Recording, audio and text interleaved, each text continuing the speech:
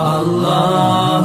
اللہ اللہ اللہ اللہ اللہ اللہ اللہ۔ السلام علیکم ورحمۃ اللہ وبرکاتہ۔ نحمدہ ونصلی علی رسولہ الکریم، اما بعد۔ اعوذ باللہ من الشیطان الرجیم، بسم اللہ الرحمن الرحیم۔ ان اللہ وملائکتہ یصلون علی النبی یا ایھا الذین آمنوا صلوا علیہ وسلموا تسلیما۔ اللهم صل علی سیدنا محمد وعلی آل سیدنا محمد وبارک وسلم۔ معزز ناظرین و سامعین کرام، پیوستہ جمعہ ہم نے حلاوت ایمان کے متعلق حدیث شریف سماعت کرنے کی سعادت حاصل کی تھی۔ وہاں پر چند جو ضروری باتیں تھی بیان کی گئی۔ اب اسی کے تتمے میں تکمیلے میں اس کی جو حلاوت ایمان جن کو حاصل ہوتا ہے ان کی کیا علامات ہوتی ہیں، اس کے متعلق چند باتیں آپ حضرات کی گوشِ گزار کرتا چلوں۔ معزز ناظرین و سامعین کرام، دنیا میں جب کسی چیز کے اندر کوئی چیز رونما ہوتی ہے تو اس کے چند علامات ظاہر ہوتے ہیں، اور ان علامات کو جانچنے کے لیے آلات بھی ایجاد کیے گئے ہیں۔ جیسے انسان کو بخار آتی ہے تو پھر اس کے لیے چند آلات ہیں۔ بڑی بڑی بلڈنگیں بنائی جا رہی ہیں، کتنے سال تک وہ قائم رہے گی اس کو جانچنے کے چند آلات ایجاد کیے گئے ہیں۔ اور اسی طریقے سے جو الیکٹرانکس آئٹم ہیں وہ چیزیں ڈیڈ ہو گئی ہیں یا ابھی سروس دینے والی ہیں، اس کے لیے بھی جو ہے سنا چند آلات ایجاد کیے گئے ہیں۔ تو اسی طریقے سے ایمان کی حلاوت بندے کے اندر موجود ہے یا نہیں ہے، بندے کو ایمان کی حلاوت حاصل ہو گئی ہے یا نہیں ہے، اس کو جانچنے کی بھی چند علامات علماء نے صوفیاء نے بیان کیے ہیں۔ ان میں سب سے پہلی بات جو بیان کی گئی ہے کہ اذا دخلت قلبا لا تخرج منه ابدا، کہ حلاوت ایمان جب قلب میں داخل ہو جاتی ہے ایک بار کسی بندے کے اندر، تو ایسی چیز نہیں ہے کہ پھر دل سے نکل جائے، بلکہ ہمیشہ ہمیشہ کے لیے اس کے دل میں وہ گھر کر جاتی ہے، اس کے دل میں پیوست ہو جاتا ہے۔ اور بتلایا گیا وَقِيلَ مَعْنَى حَلَاوَةَ الْإِيمَانِ اسْتِلْزَامُ الطَّاعَاتِ، سب سے پہلی علامت جو حلاوت ایمان کی بیان کی گئی ہے وہ طاعات میں مزہ آنا ہے۔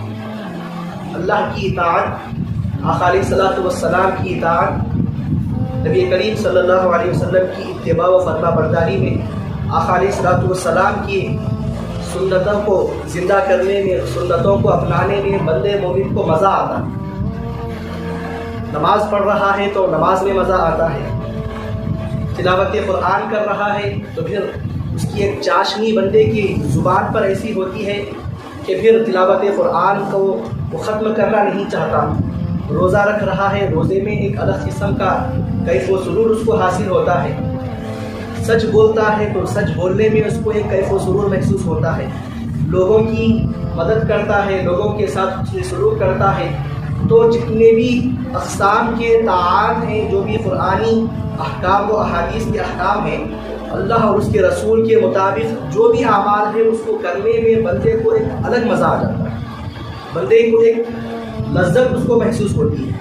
تو آپ دیکھیے سب سے پہلی چیز حلاوت ایمان آج ہمارے اندر ہے یا نہیں ہے۔ ماہ رمضان کا مہینہ قریب آ رہا ہے، تراویح کی بات ہوتی ہے تو اب لوگ تلاش کرتے ہیں 1.25 پارے والے کدھر ہیں، علم ترا والے کدھر ہیں، 3 پارے والے کدھر ہیں، 6 شرینے والے کدھر ہیں۔ اب سب کی الگ الگ جو سنا چوائس ہوتی ہے، کوئی علم ترا کو جو سنا ترجیح دیتا ہے اور اس کے الگ ہیلے بیان کرتا ہے، تو کوئی 1.25 پارا، کوئی 3 پارے۔ تو معزز ناظرین،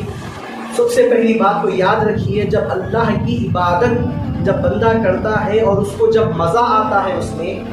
ایسی کیفیت ہوتی ہے کہ اس سے وہ ہٹنا نہیں چاہتا، تو پھر سمجھ جاؤ کہ آپ کے اندر ایمان کی حلاوت موجود ہے۔ نہیں نماز میں ٹھہر رہے ہیں آپ، تھوڑا جس طرح تلاوت میں جیسا طوالت آ گئی تو پھر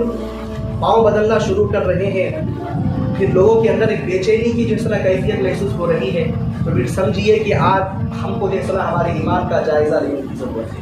تو اس طریقے سے آپ دیکھیے طاعتوں میں بندے کو جب لذت آتی ہے تو سب سے پہلی علامت حلاوت ایمان کی اللہ اور اس کے رسول کے محبت دل میں ہونے کی یہ بیان کی گئی ہے کہ اللہ اور اس کے رسول کے احکام کی بجا آوری میں بندے کو بہت لذت سکون محسوس ہوتا ہے۔ اور دوسری بات یہ بیان کی گئی ہے وَإِيثَارُهَا عَلَى جَمِيعِ الشَّهَوَاتِ وَالْمُسْتَلَذَّاتِ کہ بندہ مومن اللہ اور اس کے رسول کی محبت کو، حلاوت ایمان کو اپنی تمام خواہشات پر، اپنی تمام لذت والی چیزوں پر ترجیح دیتا ہے۔ مثال کہتے ہیں ترجیح دینے کی، تو جیسے مثال کے طور پر عرض کرتا چلوں کہ ایک شخص ہے کہ بریانی وہ کھا رہا ہے، ہوا قسم کے گوشت تلے ہوئے بھنے ہوئے وہ کھا رہا ہے، اور اس کے سامنے کئی ہوا قسم کے متنوع اقسام کے میٹھے بھی موجود ہیں، اور دوسری طرف ہے سادہ دال چاول کھانے والا۔ اب اگر وہ دال چاول کھانے والا شخص اگر بریانی اور ہما اقسام کے متنوع اقسام کے کھانے والے کو اگر کہے کہ بھائی آپ کو چھوڑ اور آ کر میرے ساتھ دال کھانا کھاؤ، تو ظاہر سی بات ہے اس کا جواب کیا ہوگا؟ کہیں تو دیوانہ تو نہیں ہو گیا ہے کہ اتنے لذیذ کھانے چھوڑ کر مجھ کو آ کر یہ سادہ کھانا کہنے کی بات کہہ رہا ہے۔ تو پھر اسی طریقے سے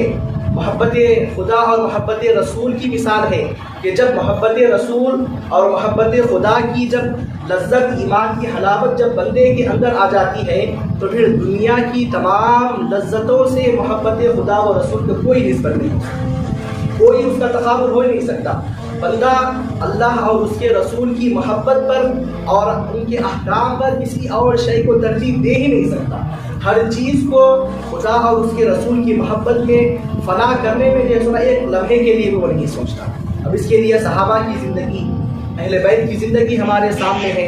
انہوں نے اپنی جانوں کا، مالوں کا ہر چیز قربان کر دیا۔ کیوں قربان کیا؟ کیونکہ وہ لوگ دنیا میں تو رہتے تھے لیکن دنیا ان میں نہیں تھی۔ خدا اور اس کے رسول کی محبت ان کے دلوں میں ایسی گھر کر گئی تھی کہ پھر ہر چیز کو قربان کرنا، ایثار کرنا ان کے لیے بہت ہی آسان ہو چکا تھا۔ تو اسی طریقے سے آپ دیکھیے دوسری بات تو یہ بیان کی گئی ہے کہ تمام شہوات اور مزے والی چیزوں پر بندہ سنا خدا اور اس کے رسول کی محبت کو ترجیح دیتا ہے۔ جب یہ کیفیت بندے کے اندر آ جائے تو پھر سمجھ جاؤ کہ اس کے اندر حلاوت ایمان کی مٹھاس اس کا قلب پا لیا ہے۔ اور تیسری چیز جو بیان کی گئی ہے وہ تحمل المشاق فی مرضات اللہ، کہ اللہ کی رضا کو پانے میں اور اس کے رسول کی رضا کو پانے میں، تحمل المشاق فی مرضات اللہ و رسولہ، اللہ اور اس کے رسول کی رضا کو پانے میں بندہ جتنی مشقتیں چاہے برداشت کرتا چلا جاتا ہے، عبادتوں کے ذریعے اپنے بدن کو تھکاتا ہے۔ نماز فجر کا وقت ہے، ٹھنڈی ٹھنڈی ہوائیں چل رہی ہے، موسم سرما ہے، تو پھر اس مشقت میں، اس نازک وقت میں، اس کڑاکی کی سردی میں بندہ جو ہے سنا اپنے نیند کو قربان کر کر خدا کی بارگاہ میں کھڑے ہونے کو ترجیح دیتا ہے۔ اور اسی طریقے سے زکوٰۃ کو ادا کرتا ہے اور حج کو ادا کرتا ہے۔ حج میں کیسی کیسی مشقتیں بندے کو پیش آتی ہے، تو پھر اللہ کی رضا جس عمل میں ہے اس کو معلوم ہو گیا کہ ہاں اس عمل کے کرنے سے میں اگر صاحب استطاعت ہوں تو پھر زکوٰۃ کو ادا کرنے سے اللہ اور اس کے رسول کی رضا میرا مقدر بن سکتی ہے۔ تو پھر بندہ جو ہے سنا ہر قسم کی مال کی قربانی کی مشقت کو، بدن کے تھکاوٹ کی مشقت کو، ہر چیز کی مشقت کو برداشت کرنے کے لیے تیار ہو جاتا ہے۔ تو اس طریقے سے آپ دیکھیے اللہ اور اس کے رسول کی رضا کو پانے میں ہر قسم کی مشقت کو برداشت کرنے کا جب ملکہ ہمارے اندر آ جاتا ہے تو سمجھ جانا کہ ہمارے اندر حلاوت ایمان آ چکا ہے۔ اور چوتھی چیز جو بیان کی گئی ہے وہ تجرع المرارات فی المصیبات، یعنی بندہ مصیبتوں کے بڑے بڑے گھونٹ کو اللہ اور اس کے رسول کی رضا کی خاطر پی جاتا ہے۔ کیسی ہی مصیبتیں کیوں نہ آئے، کیسے ہی کرب و علم میں اللہ اس کو نہ رکھے، ہر وقت وہ راضی برضا الہی رہتا ہے۔ یہ نہیں ہوتا کہ اے اللہ میں پنجگانہ نمازیں میں ادا کرتا ہوں، صدقات و خیرات میں کرتا ہوں، تیرے بندوں کے ساتھ حسن سلوک میں کرتا ہوں، ہر قسم کی نیکی میں کرتا ہوں، اس کے باوجود بھی مصیبتیں مجھ پر آتی ہیں۔ یہ گلہ بندہ اپنے رب سے نہیں کرتا، بلکہ مصیبتوں کو بھی اللہ کا دیا ہوا تحفہ سمجھ کر وہ بخوشی جو اس کو قبول کر لیتا ہے۔ کسی شاعر نے کیا خوب کہا کہ تیرا غم بھی مجھ کو عزیز ہے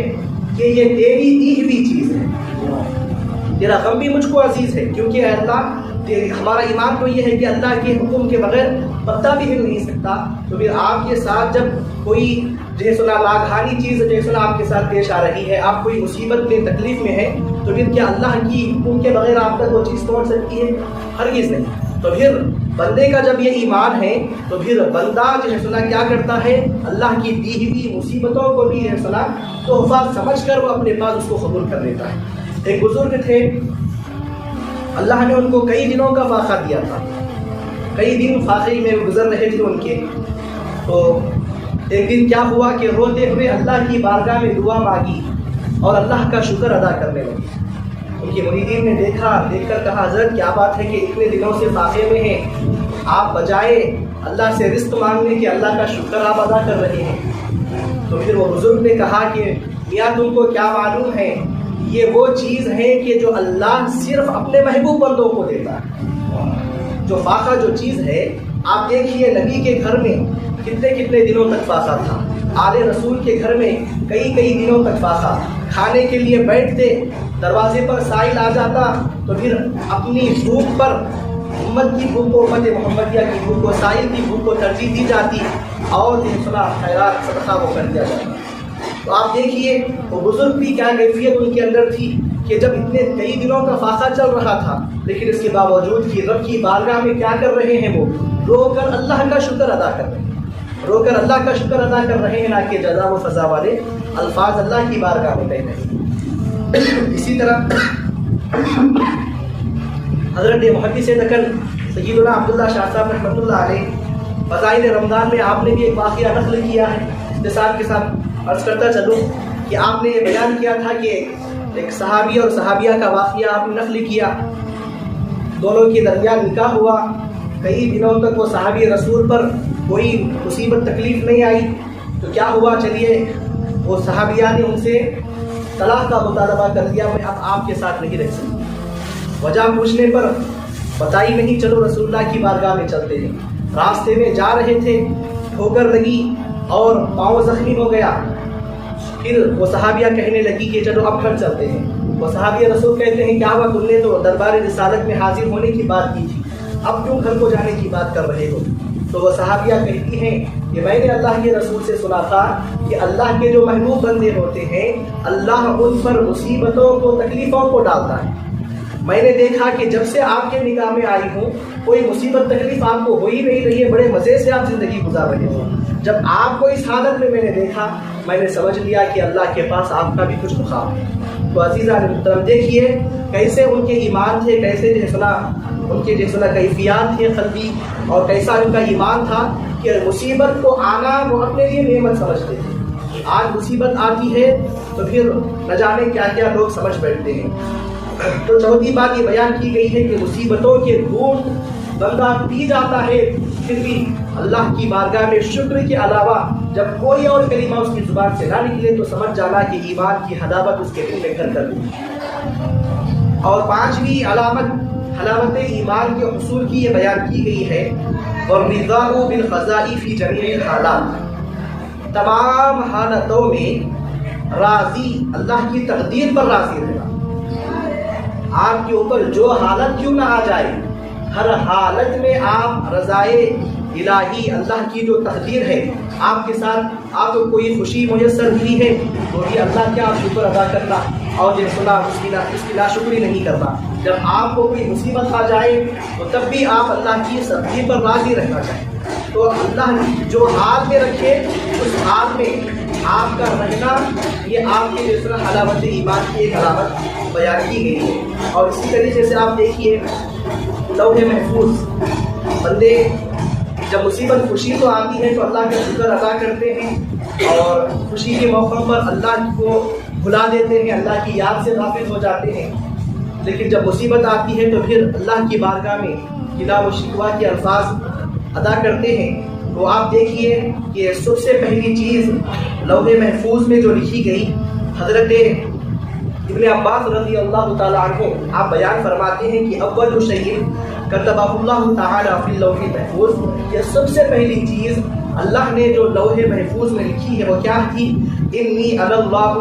ला इलाहा इल्ला अना, यकीनन मैं अल्लाह हूँ, मेरे सिवा कोई माबूद नहीं। अल्लाह ने सबसे पहला कलीमा लौहे महफूज में, जिसमें हज़रत आदम से लेकर उम्मत मुहम्मदिया के आखिरी फर्द तक की तमाम तकदीरों को लिख दिया गया है, उस लौहे महफूज में सबसे पहला जो जुमला लिखा गया, इन्नी अनल्लाहु ला इलाहा इल्ला अना मुहम्मदुर रसूली, मोहम्मद सल्लल्लाहु अलैहि वसल्लम मेरे रसूल हैं। मन इस्तस्लमा ली ख़ज़ाई, जो कोई मेरी ख़ज़ा पर अपनी गर्दन को झुका लेता है, मेरी ख़ज़ा को मान लेता है, व सबरा अला बलाई, और मेरी बला पर, मेरी आजमाइश पर जब वो सब्र करता है, व शकरा निअमाई, और जब मेरी नेमतों पर शुक्र करता है, कतबतुहु सिद्दीक़न, तो मैं उसको सिद्दीक़ लिख देता हूँ, मैं उसको सिद्दीक़ीन के ज़ुमरे में उसको मैं शामिल कर देता हूँ। वबअस्तुहु मअ सिद्दीक़ीना, और मैं उसको सिद्दीक़ीन के साथ उठाऊंगा। तो आप देखिए मुसीबतों, अल्लाह की तकदीर पर राज़ी रहना, उसकी आजमाइश पर सब्र करना, उसकी नेमतों का शुक्र करना, ये कैसी अजीम